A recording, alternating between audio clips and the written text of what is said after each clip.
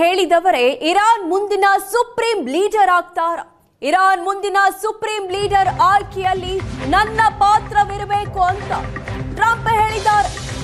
Supreme leader ಆಯ್ಕೆಯಲ್ಲಿ ನನ್ನ ಪಾತ್ರವಿರಬೇಕು ಅಂತ ಅಮೆರಿಕ ಅಧ್ಯಕ್ಷ ಡೊನಾಲ್ಡ್ ಟ್ರಂಪ್ ಹೇಳಿದ್ದಾರೆ. ವೆನೆಜುವೆಲಾ ಅಧ್ಯಕ್ಷರಂತೆ Iran supreme leader ಆಯ್ಕೆಯಾಗಬೇಕು.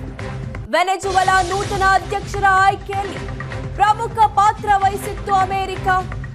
Mustafa Khamenei Iran ಸರ್ವೋಚ್ಚ ನಾಯಕನಾಗಿ ಟ್ರಂಪ್ ಒಪ್ಪಿಲ್ಲ. ಮುಸ್ತಫಾ ಖಮೇನಿಯನ್ನ ಇರಾನ್ ಸುಪ್ರೀಂ ಲೀಡರ್ ಆಗಿ ಒಪ್ಪಲು ಸಾಧ್ಯವಿಲ್ಲ ಅಂತ ಅಮೆರಿಕ ತಿಳಿಸಿದೆ.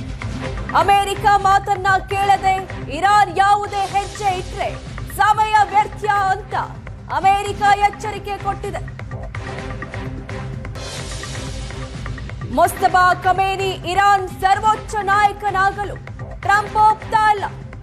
ಹಾಗಾದ್ರೆ ಇರಾನ್ನ ಮುಂದಿನ ನಾಯಕನ ಆಯ್ಕೆಯನ್ನ ಅಮೆರಿಕ ಮಾಡುತ್ತಾ?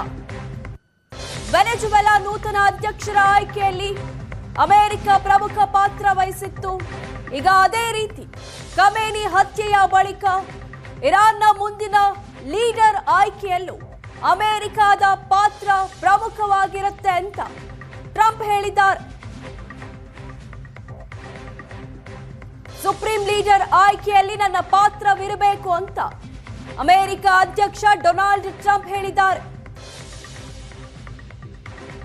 ಹಾಗಾದ್ರೆ ಇರಾನ್ನ ಮುಂದಿನ ಸುಪ್ರೀಂ ಲೀಡರ್ ಆಯ್ಕೆ ಟ್ರಂಪ್ ಹೇಳಿದವರೇ ಆಗಿರ್ತಾರ?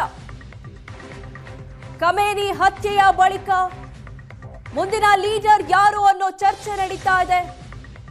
ಇದೀಗ ಇರಾನ್ ಲೀಡರ್ ಆಯ್ಕೆಯಲ್ಲಿ ನಮ್ಮ ಪಾತ್ರವಿರುತ್ತೆ, ನಾವು ಹೇಳಿದವರೇ ಆಗಬೇಕು ಅನ್ನೋ ಮಾತನ್ನ ಅಮೆರಿಕ ಅಧ್ಯಕ್ಷ ಡೊನಾಲ್ಡ್ ಟ್ರಂಪ್ ಹೇಳಿದ್ದಾರೆ.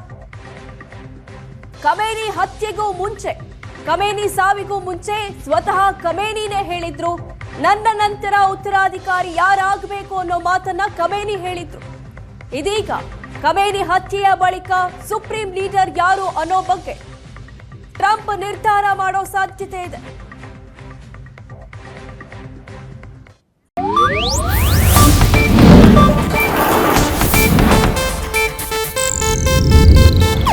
ಇದು ಏಷ್ಯಾನೆಟ್ ನ್ಯೂಸ್ ನೆಟ್ವರ್ಕ್ ಪ್ರಸ್ತುತಿ.